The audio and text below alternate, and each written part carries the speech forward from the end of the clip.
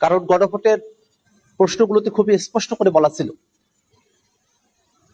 যে একটা উচ্চকক্ষ হবে ভোটের পিয়ার অনুযায়ী, তত্ত্বাবধায়ক সরকার হবে নতুন একটা ফর্মুলা অনুযায়ী, আর সাংবিধানিক প্রতিষ্ঠানগুলোতে নিয়োগ হবে একটা নিরপেক্ষ বডির মধ্য দিয়ে।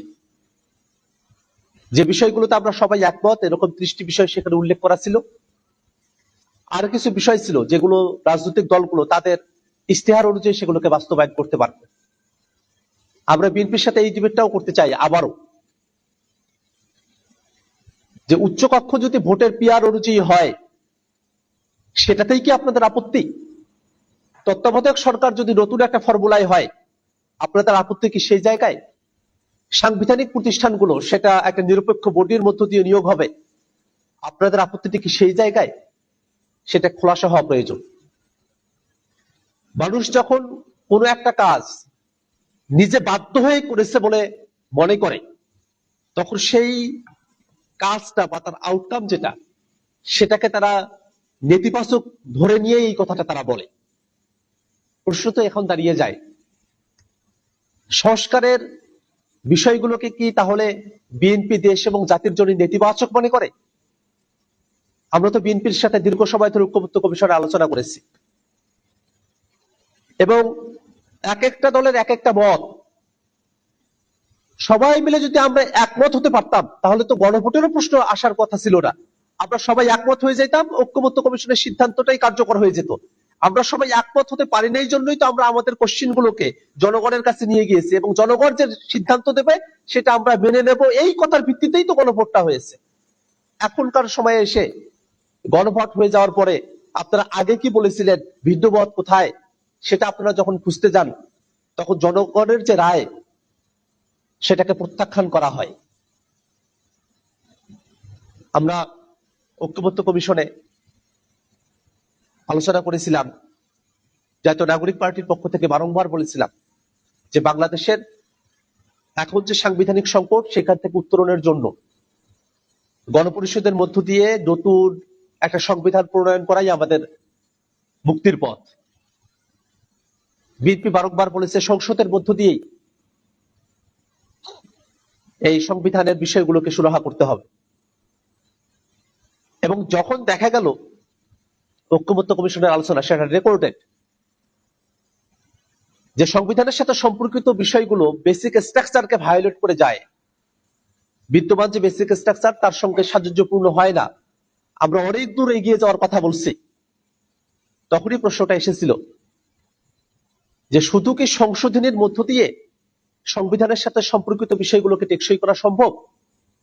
সে সময়টাতেই সংসদের মাধ্যমে সংশোধনী আর গণপরিষদের মাধ্যমে নতুন সংবিধান, এর মাঝামাঝি একটা আইডিয়ার ব্যাপারে আমরা একমত হই, সেটাই ছিল সংবিধান সংস্কার পরিষদ। অর্থাৎ একটা গণপরিষদের যেমন একচ্ছত্র এবং নিরঙ্কুশ একটা ক্ষমতা থাকে একটা নতুন সংবিধান প্রণয়নের ক্ষেত্রে, এমনটাও না, আবার সংবিধান সংশোধনী করার যে লিমিটেড ক্ষমতা থাকে সংসদের, সেটাও না, একটা মাঝামাঝি জায়গায় যেখানে রাজনৈতিক দলগুলোর ঐক্যমত্যতা আছে, জনগণের রায় আছে, সে বিষয়গুলোকে আমরা নতুন করে আমাদের সংবিধানে অন্তর্ভুক্ত করব সংবিধান সংস্কার পরিষদের মধ্য দিয়ে।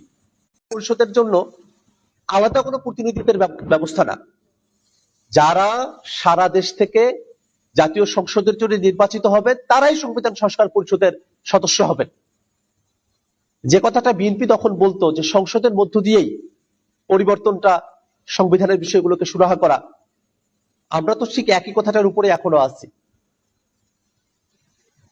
সংবিধান সংস্কার পরিষদে যারা সদস্য তারা তো সংসদ সদস্যই, অর্থাৎ সংসদের ভিতরেই আমরা আছি, কিন্তু আমরা ফোরামটাকে আলাদা করতে বলছি যাতে করে সংবিধানের সাথে সম্পর্কিত বিষয়গুলোকে আমরা টেকসই ভাবে আমাদের সংবিধানে অন্তর্ভুক্ত করতে পারি, সেখানে আর ভবিষ্যতে আমাদেরকে কোনো আইনগত এবং হাইকোর্টে গিয়ে ঝুঁকির মুখে পড়ার মতো পরিবেশ আমাদেরকে পড়তে না হয়।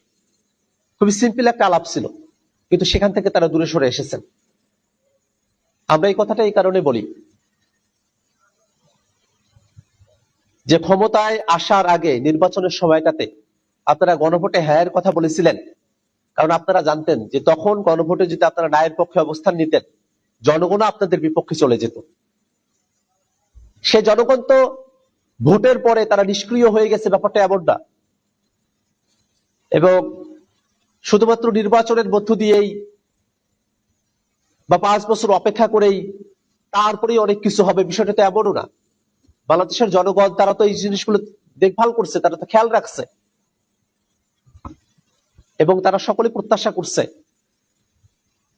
যে বিএনপি সরকার তারা জনগণের প্রতিকৃত যে ওয়াদা, সে ওয়াদাটা তারা পালন করবে। আমরা যেহেতু আজকে সারাটা দিন আলোচনা করব, সেখানে আমরা এই বিষয়গুলো অবশ্যই জানবো যে এই যে অর্থনৈতিক খাতের দুরবস্থা, সে সময়টাতে একীভূতকরণকৃত 5টা ব্যাংক যারা পুরনো মালিক ছিল তাদের কাছে আবার ফিরিয়ে দিয়ে যাওয়ার একটা আইন করা হয়েছে। এখানে একটা জিনিস খেয়াল করে দেখেন, ব্যাংক রেজুলেশন অধ্যাদেশটা যখন তারা নিয়ে এসেছে, তখন 18 ধারায় তারা একটা সংশোধনী নিয়ে এসে সেটাকে পাশ করেছে। এটা অত্যন্ত নেতিবাচক। আমরা একই কথাটা মানবাধিকার কমিশনের ব্যাপারে, দুদকের ব্যাপারে, পুলিশ কমিশনের ব্যাপারে, গুম অধ্যাদেশের ব্যাপারে, সুপ্রিম কোর্ট সচিবালয়ের ব্যাপারে যে অধ্যাদেশগুলো আছে, সে ব্যাপারে আমরা তাদেরকে বলেছিলাম। আপনারা তো বারংবার বলছেন যে এখানে এই আইনগুলোতে ত্রুটি আছে, আপনারা সেই ত্রুটিগুলোকে বাদ রেখে আপনারা সুন্দর একটা আইন প্রণয়ন করতে চান। আপনারা তো সুপ্রিম কোর্ট সচিবালয়ের জন্য, বিচারপতিতে নিয়োগের জন্য, বা মানবাধিকার কমিশন, দুদক বা গুম, এই বিষয়ে যে অধ্যাদেশগুলো আছে, সেখানে যদি কোনো একটা বিশেষ ধারায় যদি আপনাদের কোনো সংশোধনী প্রয়োজন বলে মনে করতেন, তাহলে সেই ধারায় সংশোধনী নিয়ে এসে আপনারা সেটাকে পাশ করতে পারতেন। সেই সুযোগ তো আপনাদের হাতে ছিল, কিন্তু আপনারা সেটা করেননি। এখন আমরা শুধু এতটুকুই বলবো যে সামনের দিনে আমরা দেখতে চাই যে আপনারা আসলে কত ভালো আইন আপনারা নিয়ে আসেন। আমরা সেটা দেখার অপেক্ষায় থাকবো। সেটা শুধু আমরা না, বাংলাদেশের আপামর জনতা সেটা দেখার অপেক্ষায় আছে। আমরা সারাটা দিনের আলোচনা শুনবো, সে আলোচনায় আপনাদেরকে ধৈর্য সহকারে আলোচনাগুলো শোনা, কন্ট্রিবিউট করা, এবং জনতার যে রায়, গণভোটের রায়, তার অন্যথা যেন বাংলাদেশে না হয়, সেজন্য সতর্ক থাকার আহ্বান জানিয়ে আপনাদের সকলকে ধন্যবাদ জানিয়ে আজকের একেবারে শুরু সেশনের সমাপ্তি ঘোষণা করছি।